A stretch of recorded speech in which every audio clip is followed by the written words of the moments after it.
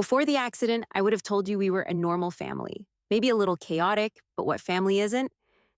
My mom, Caroline, worked long hours as a pediatric nurse, always tired, but somehow still managing to keep the house clean and meals hot.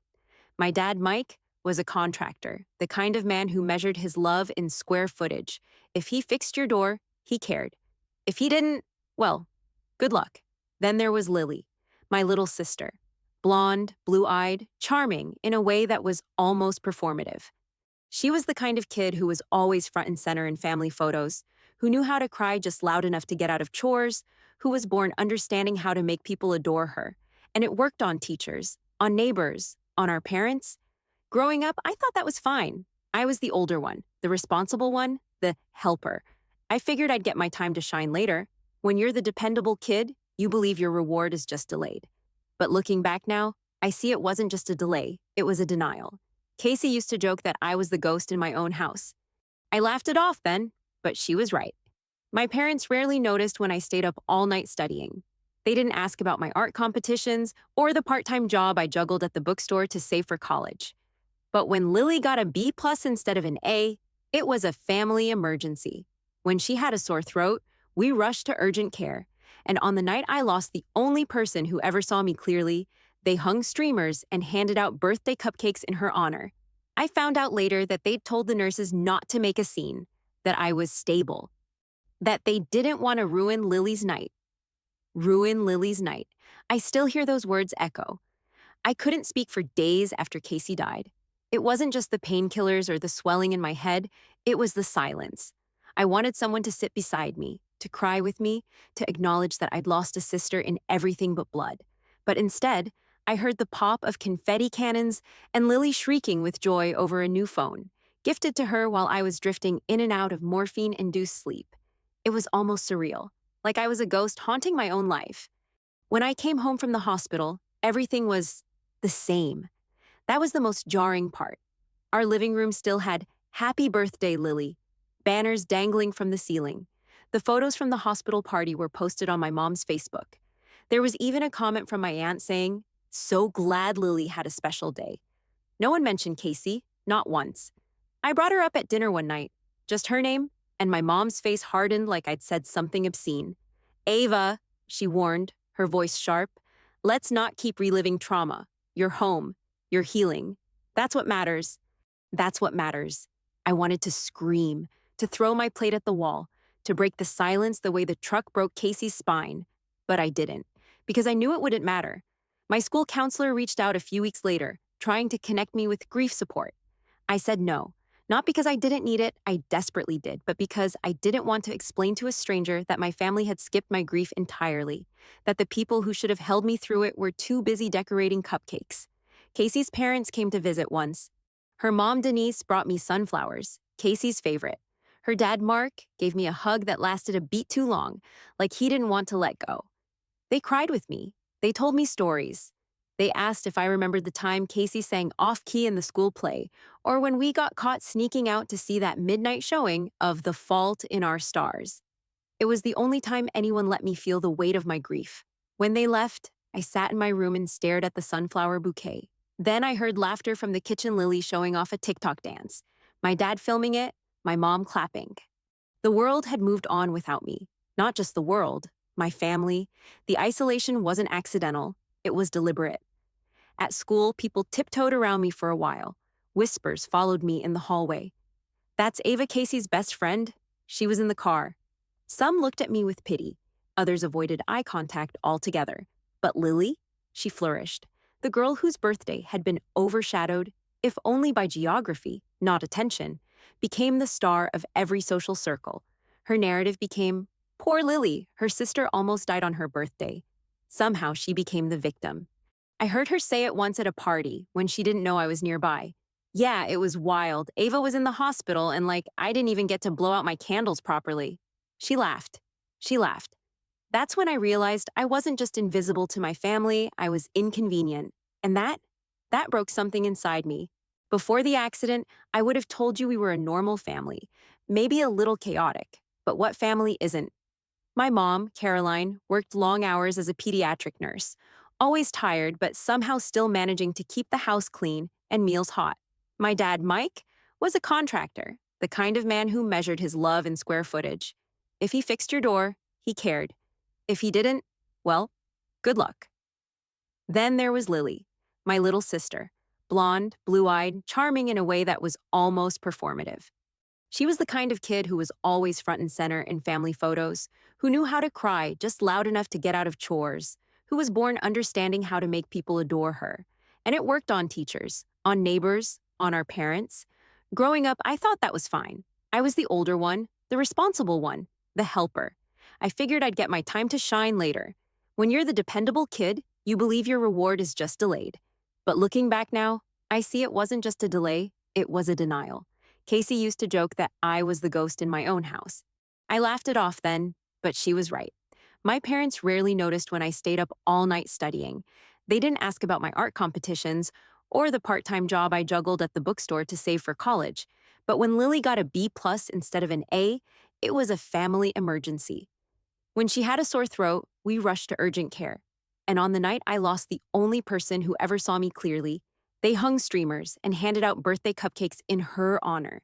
I found out later that they'd told the nurses not to make a scene, that I was stable, that they didn't want to ruin Lily's night. Ruin Lily's night. I still hear those words echo. I couldn't speak for days after Casey died. It wasn't just the painkillers or the swelling in my head, it was the silence. I wanted someone to sit beside me, to cry with me, to acknowledge that I'd lost a sister in everything but blood.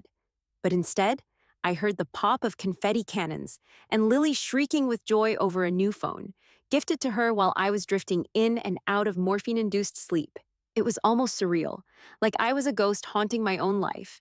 When I came home from the hospital, everything was the same. That was the most jarring part. Our living room still had "Happy Birthday, Lily" banners dangling from the ceiling. The photos from the hospital party were posted on my mom's Facebook. There was even a comment from my aunt saying, "So glad Lily had a special day." No one mentioned Casey, not once. I brought her up at dinner one night, just her name, and my mom's face hardened like I'd said something obscene. "Ava," she warned, her voice sharp, "let's not keep reliving trauma. You're home, you're healing. That's what matters." That's what matters. I wanted to scream, to throw my plate at the wall, to break the silence the way the truck broke Casey's spine. But I didn't, because I knew it wouldn't matter. My school counselor reached out a few weeks later, trying to connect me with grief support. I said no. Not because I didn't need it, I desperately did, but because I didn't want to explain to a stranger that my family had skipped my grief entirely, that the people who should have held me through it were too busy decorating cupcakes. Casey's parents came to visit once. Her mom, Denise, brought me sunflowers, Casey's favorite. Her dad, Mark, gave me a hug that lasted a beat too long, like he didn't want to let go. They cried with me. They told me stories. They asked if I remembered the time Casey sang off-key in the school play, or when we got caught sneaking out to see that midnight showing of The Fault in Our Stars. It was the only time anyone let me feel the weight of my grief. When they left, I sat in my room and stared at the sunflower bouquet. Then I heard laughter from the kitchen Lily showing off a TikTok dance, my dad filming it, my mom clapping. The world had moved on without me. Not just the world, my family. The isolation wasn't accidental, it was deliberate. At school, people tiptoed around me for a while. Whispers followed me in the hallway. "That's Ava Casey's best friend." She was in the car. Some looked at me with pity. Others avoided eye contact altogether. But Lily? She flourished. The girl whose birthday had been overshadowed, if only by geography, not attention, became the star of every social circle. Her narrative became, "Poor Lily, her sister almost died on her birthday." Somehow she became the victim. I heard her say it once at a party when she didn't know I was nearby. "Yeah, it was wild. Ava was in the hospital and I didn't even get to blow out my candles properly." She laughed. She laughed. That's when I realized I wasn't just invisible to my family, I was inconvenient. And that broke something inside me. I didn't just grieve Casey, I grieved myself. The version of me that existed before the crash was softer, lighter. I used to sing while folding laundry, hum in the shower, write notes to myself in the margins of books. I haven't done any of those things since that night. They're relics now, buried with the girl who didn't make it out of that car. The version of me that survived? She was quieter, angrier, and deeply, bitterly alone. No one noticed the change, not really. They assumed it was the trauma, and they were right, but they didn't care enough to ask how it shaped me. I'd be eating dinner with my family, staring down at a plate of dry chicken and overcooked peas, and someone would mention Lily's upcoming recital or her latest straight A report card. Meanwhile, my fork sat untouched. My appetite had vanished, but no one asked why. One evening, I left the table without a word and spent 2 hours curled up in the hallway outside the linen closet, just to avoid having to pretend anymore. My dad walked past me twice, never said a word. At school, it was worse. Grief made me slow, heavy. I started missing assignments, unheard of for me. Teachers offered extensions, but even their voices carried that subtle irritation, like I was wasting their generosity. My best grades dipped to C's. My locker became a graveyard for half-finished homework and unopened texts from people who used to call me Sunshine. Lily was thriving, of course. Suddenly, she was the strong little sister who held her head high during such a tough year. People called her brave.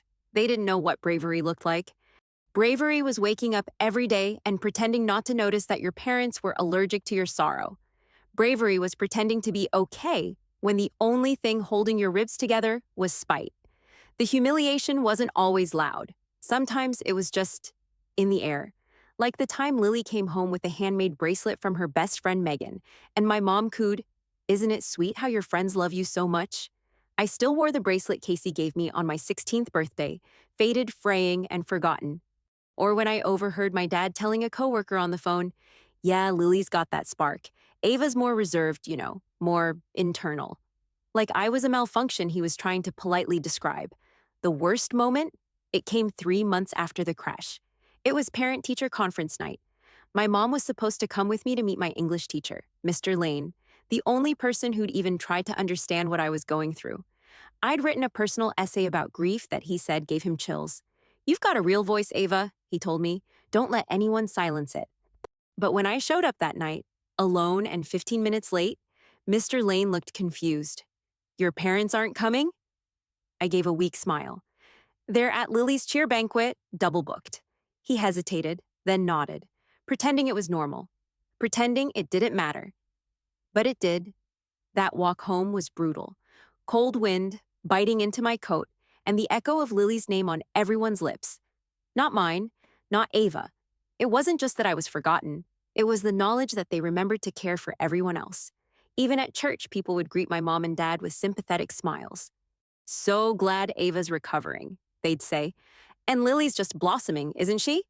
My parents would nod proudly, arms wrapped around their golden child.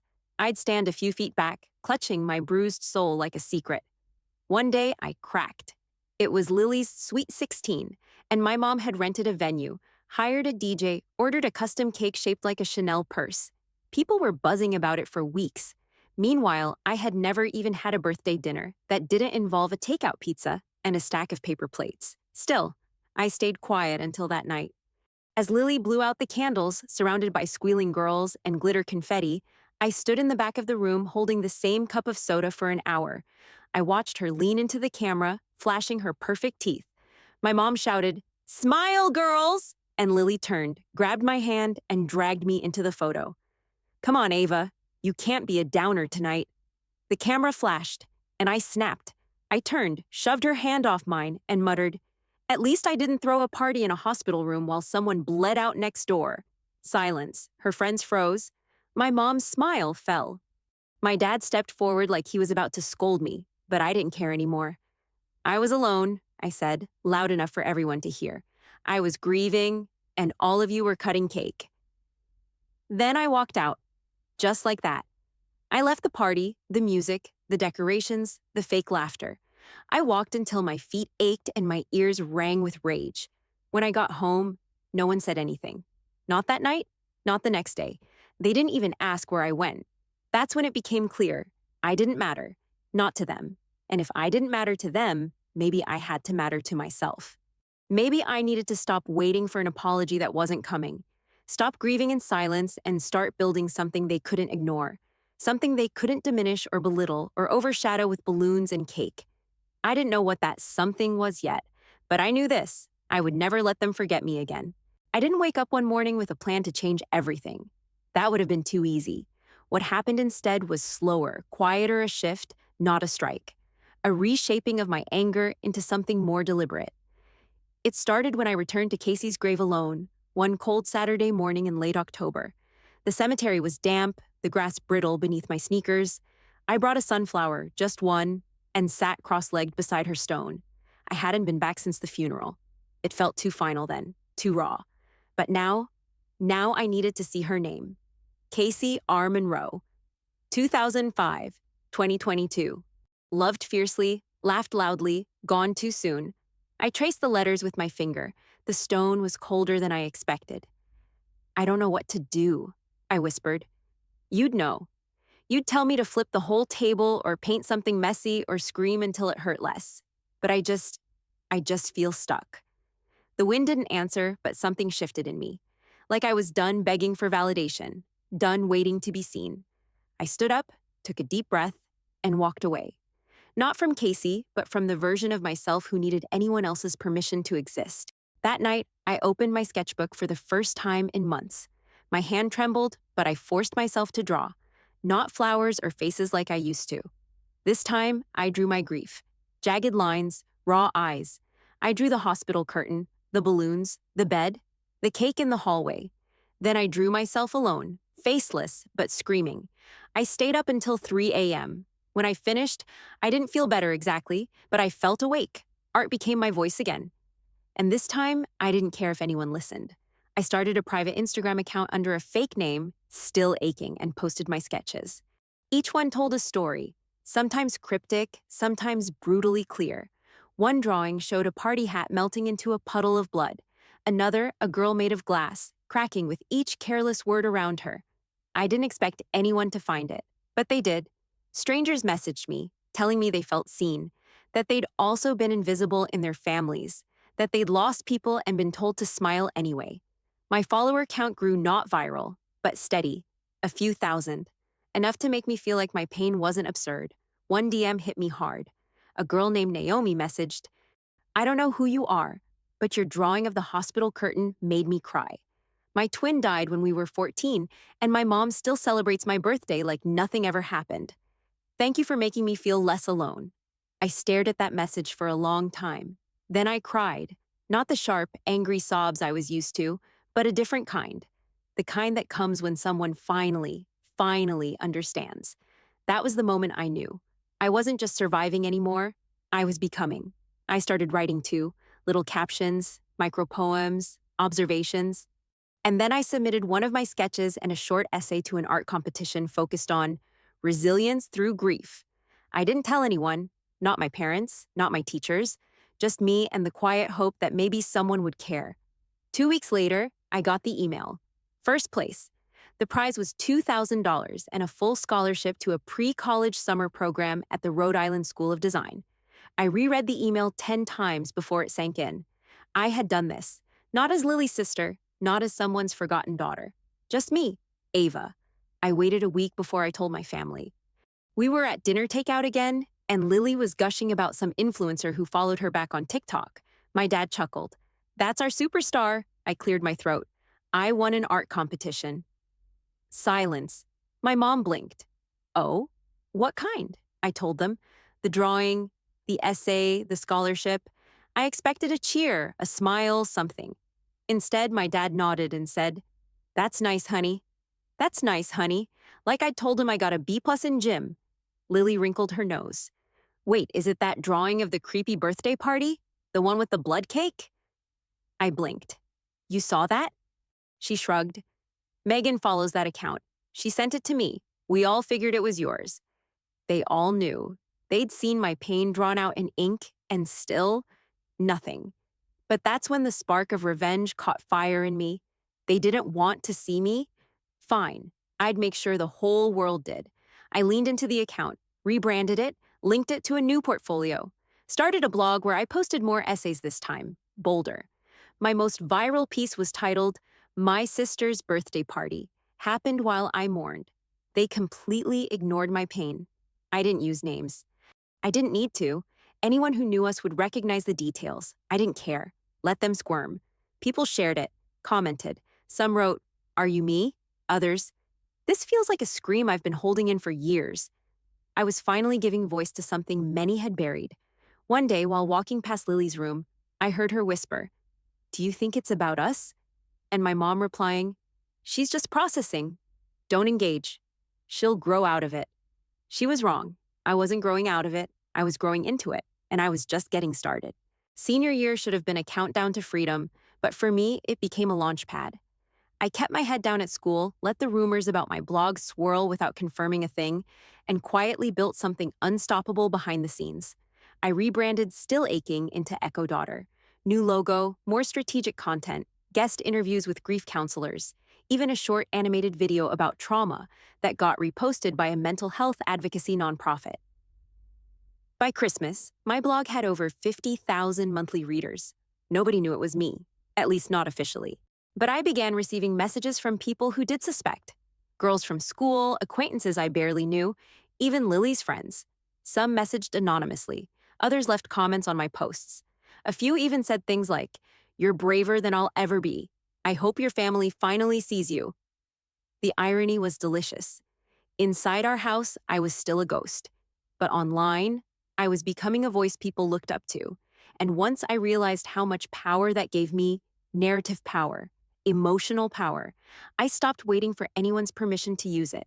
I applied to 10 colleges. 8 of them were art or writing focused. I didn't ask my parents for advice. I didn't even tell them which ones I chose. The scholarship from the RISD summer program gave me confidence I never had before. And when I got my acceptance letter from Columbia University's creative writing program, I didn't cry, I laughed. I had done it.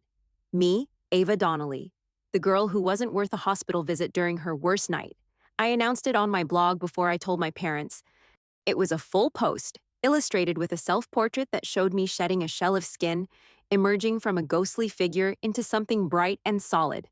The title? "She Didn't Notice When I Bled, But She'll See Me Walk the Stage." The post went viral, over 100,000 shares in a weekend. Mental health accounts reposted it. Alumni from Columbia left comments like, "Welcome to the Lions." I was invited to speak on a podcast hosted by a grief support network. People called me courageous, strong, inspirational. My mother said nothing. My father gave a gruff, "Good job," before asking if I needed money for prom. And Lily? Lily unfollowed me. That, honestly, was the clearest sign I was winning. The shift wasn't just emotional, it became practical. Sponsors reached out, art supply companies, journaling brands, even a publishing house asked if I'd consider pitching a memoir. I was 18. Suddenly, I had more agency, more income, and more audience than either of my parents. I started getting paid for commissions. I was offered $500 to illustrate a grief workbook for teens. A nonprofit asked me to design a series on healing through expression. My art wasn't just therapy anymore, it was currency. Meanwhile, Lily's social media started to falter. She was used to being adored for lip syncing and outfits, but now some of her followers began connecting dots. I saw the comments on one of her birthday posts. "Isn't this the girl from that blog?" Wait, I think she's the sister.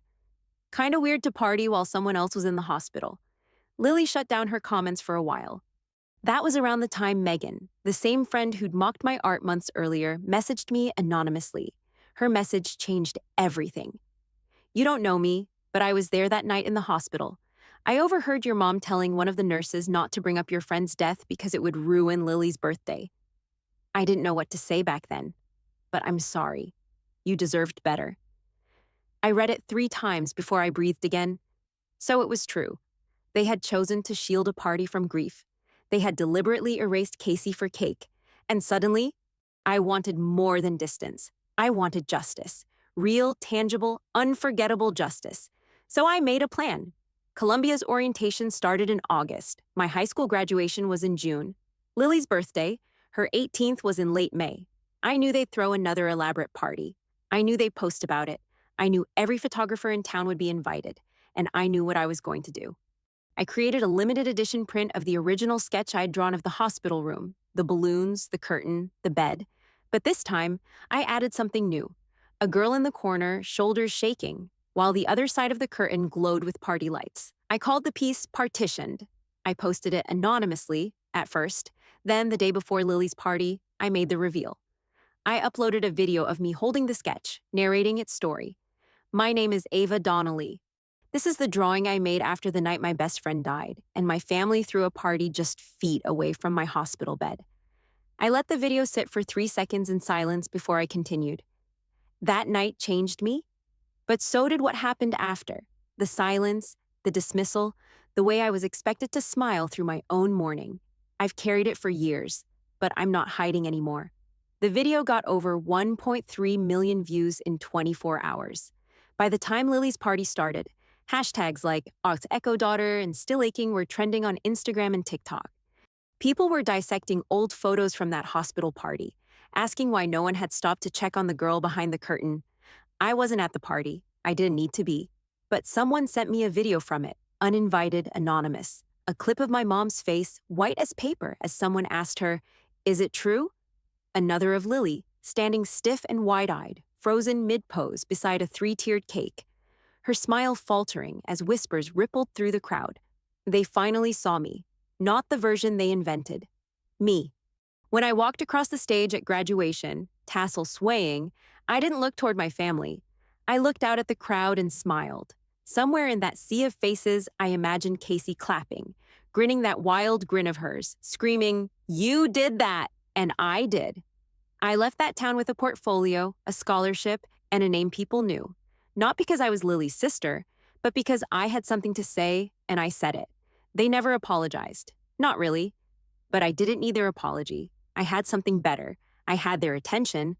Revenge doesn't always come with fireworks or fists. Sometimes it arrives dressed in elegance, quiet, razor sharp, and perfectly timed. It had been nearly a year since the video went viral. Since then, my following had doubled again. I'd signed with a literary agent and submitted the first 3 chapters of my memoir working title, Behind the Curtain. I was halfway through my freshman year at Columbia, living in a dorm room that overlooked the Hudson and felt like mine in a way my childhood bedroom never did. But even from 100 miles away, the shadow of my family still loomed. Every few weeks, I'd get a text from my mom. Polite, distant, "Hope school's going well." Or, "Lily got accepted into FSU. We're so proud. Hope you're taking care of yourself." I never responded. I didn't block her either. Not because I wanted her in my life, but because I wanted her to watch, to read my posts, to see my audience, to know that I, the daughter they disregarded, had built something without them. But I wasn't done yet.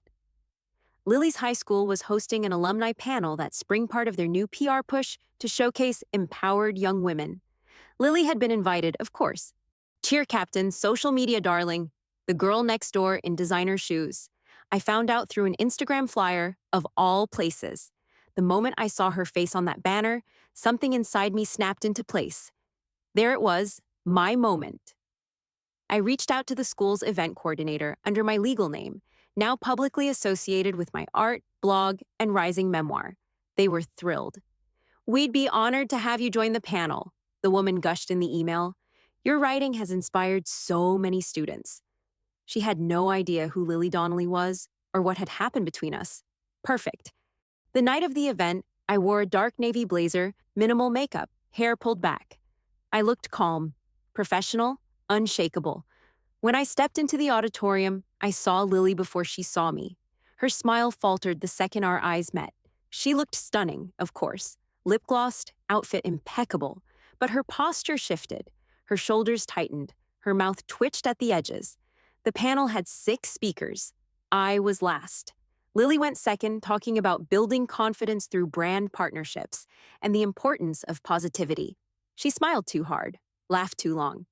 I could feel the heat radiating off her from 3 seats away. Then came my turn. I walked to the podium, took a breath, and began. My name is Ava Donnelly. I'm an author, visual artist, and grief advocate. When I was 17, I lost my best friend in a car crash. The room went quiet. I didn't rush. I didn't raise my voice. I simply told the truth. I woke up in a hospital room with broken ribs and a shattered heart. And while I lay there, trying to understand why I was still alive, my family threw a birthday party in the hallway. Balloons, cake, laughter. I glanced toward Lily. She had gone pale. I wasn't just mourning. I was invisible. I wasn't allowed to grieve loudly. I wasn't even allowed to exist fully. So I found another way to speak. I gestured toward the screen behind me, where a slide of my artwork appeared. Partitioned. I let the room take it in. That drawing started as therapy. It became a voice, and eventually, a weapon.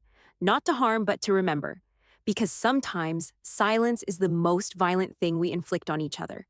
There was no applause when I finished, just silence. And then someone clapped, then another, until it rippled through the auditorium like the release of breath everyone had been holding. Afterward, a line formed. Teachers, students, even parents. Lily slipped out before it ended. But I wasn't done. The next morning, I posted the speech, word for word. I included the original hospital sketch, the photo of Lily's birthday cake, and a still frame from the school's event footage. Lily, caught mid-expression, eyes wide, jaw clenched. I didn't say her name. I didn't have to. The caption? I used to think my silence protected me. Now I know it only protected them. Within hours, the post had over 500,000 likes. And the messages rolled in. I can't believe they let that happen to you. This is so powerful. Thank you for speaking up. Your sister's face, though, yikes. The comments weren't kind to her, but I didn't delete them. Not because I wanted her destroyed, but because she needed to feel it. The weight of what she'd ignored. The public mirror held up to her most private betrayal. A few days later, I got a text from her. Ava, please take the post down. People are messaging me, calling me a narcissist. This is too far. I stared at the screen for a long time, then typed back, you didn't think it was too far when you cut the cake next to my hospital bed. No reply. That was the last time she messaged me. But my inbox was full. A documentary filmmaker wanted to adapt my story. A grief coach invited me to co-host a workshop. A podcast with 1 million followers asked for an interview. I said yes to all of it. And a month later, I signed a publishing deal for Behind the Curtain. My revenge wasn't explosive. It wasn't loud, but it was seen. By the same people who once refused to look at me. By the sister who had taken up every inch of spotlight and left me in the dark. By the mother who claimed she was protecting Lily's innocence while burying my agony. By my father, who once said, "That's nice, honey," to the biggest moment of my life. Now they had to live in the echo of my words. Now I was the one telling the story, and they couldn't interrupt. Sometimes I still hear the beeping of hospital monitors in my dreams, the smell of antiseptic, the squeak of sneakers in sterile halls, and then the laughter cutting through the curtain, sharp and detached, like it belonged in another universe entirely. That sound never really left me, but I've learned not to flinch anymore. Grief never really goes away. It just settles in new places. Some days it's in the way I pour my coffee. Some days in the hesitation before I click post. Other times it's in the silence between text messages I know I'll never get, especially from Casey. She would have loved this life. The interviews, the art shows, the late-night writing binges. She would have rolled her eyes at the Instagram comments and then turned them into a meme.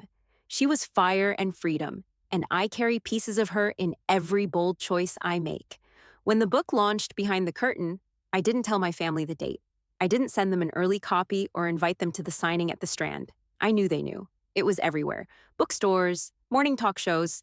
Dark's Echo Daughter was trending again. My face on the cover, half-shadowed, holding the sketch that started it all. A week after the launch, I got a letter. Real mail, not a text, not an email. It was from my mom.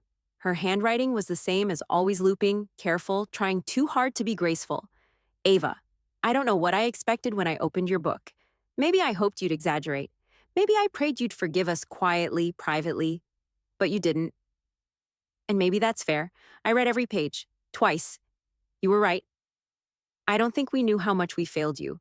Not because you didn't try to tell us, but because we didn't want to listen. We thought if we ignored the grief, it wouldn't consume us. I didn't realize that meant it consumed you instead. I'm sorry, not just for the party, for all of it. I don't expect forgiveness, but I needed you to know. I see you now. Love, Mom. I sat with that letter for a long time. I didn't cry. I didn't rage. I didn't tear it up or tape it to the wall. I just breathed. It wasn't the apology I imagined all those nights I curled into myself, wishing someone would knock on my door and finally say, "We were wrong." But it was something, a crack in the concrete. I haven't written her back. Not because I hate her, not anymore, but because I'm still learning where to put her in my story now. If she belongs in the next chapters or just in the footnotes of this one. As for Lily, we haven't spoken. I still see her sometimes, on social media. She's toned down, less performative. She started a nonprofit for teen mental health, of all things. Part of me wonders if it's genuine, if maybe finally she's beginning to understand what I lived through, or if it's just another performance, this time for redemption. I don't reach out. She had her chance. More than once. The truth is, I'm no longer fueled by rage. That fire got me through the worst of it.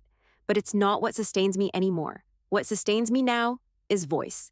I give talks at high schools where I watch kids with haunted eyes light up when I say, "Your grief deserves space." I run workshops for teens who've been emotionally neglected. I create art that hangs in gallery corners, whispering stories to strangers who thought they were alone. And every time someone says, "That's exactly how I felt," I know I did what I was meant to. Some nights, I visit Casey's page.